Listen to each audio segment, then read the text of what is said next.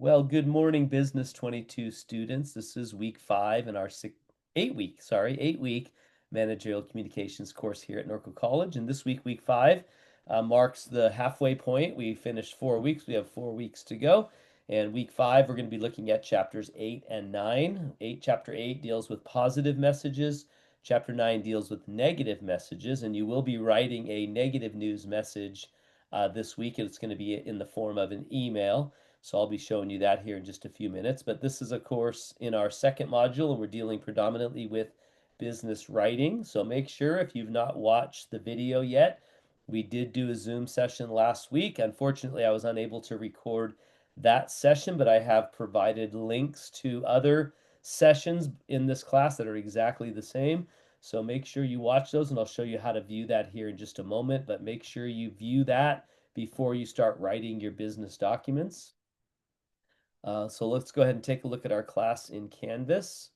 So here we are on our home page, and I'm going to scroll down here. Here we're in module number 2. We've just started our second week in module number 2. I think we have roughly 5 weeks, 4 to 5 weeks. So here we did that Zoom session on Thursday from 2 to 4 p.m. Actually, I did record this session. It was another class that I didn't record it. So I did record the session. And in fact, it's right here. So if you just click business writing here, it's going to launch that video of me talking to our class about those writing assignments as well as the do's and don'ts of business writing, which happens to be your discussion post. So that was last week, by the way. As I scroll down to this week, then you have again your writing assignment, which is a negative news email. You have a 2 PowerPoints, so make sure you review those as well. You have a check-in assignment that has a couple of questions from each of those chapters. You have a quiz as well on the 2 chapters you're reading. So I would say read the chapters, look at the PowerPoints, take the quiz, complete the check-in assignment, actually complete the check-in assignment, take the quiz, and then start on your negative news email. And you also are going to be continuing your discussion post, which you started last week. So I'm going to go ahead and change wording on this to say continue as I edit it. So give me a second to do that.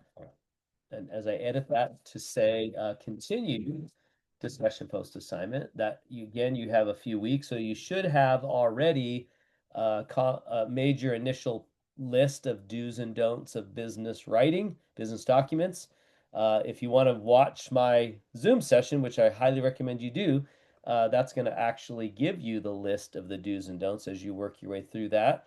But make sure you also view other students. Here's also the video right here. I embedded it into the assignment.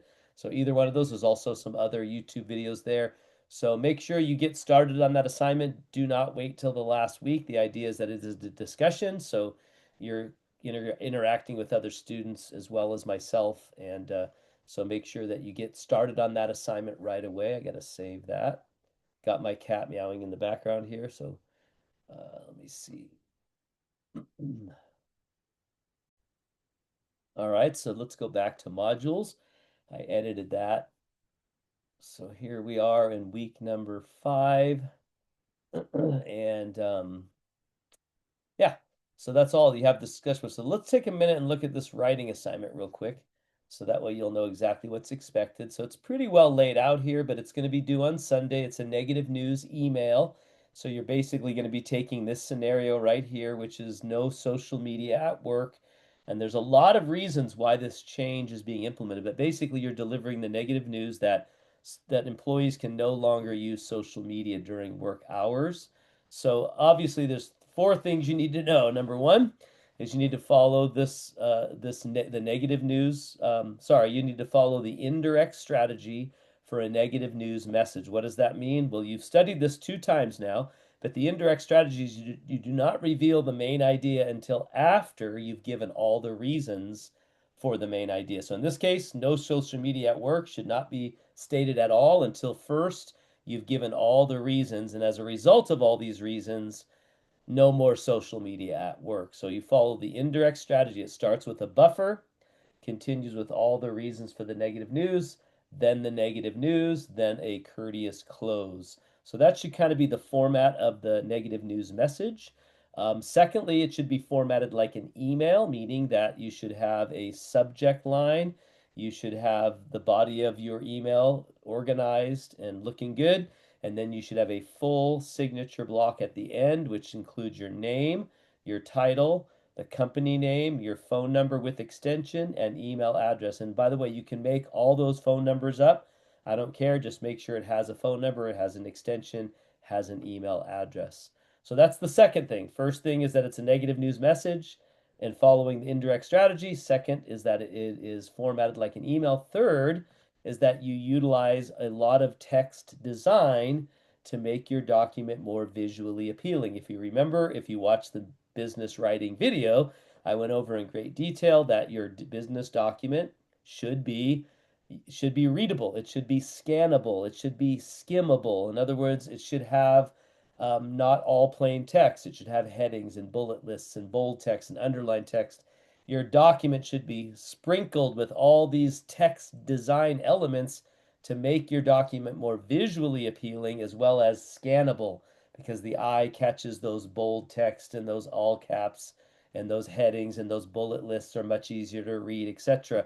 So all that should be in your document. If you look at the sample ones I gave you, the sample email I gave you, you'll see a full signature block at the end, and you'll see some bullet lists, numbered lists, as well as bold text. And that's what we mean by making your document readable and scannable. And that is 50% of the grade. So if you give me all plain text, you're going to get a very low score on your document.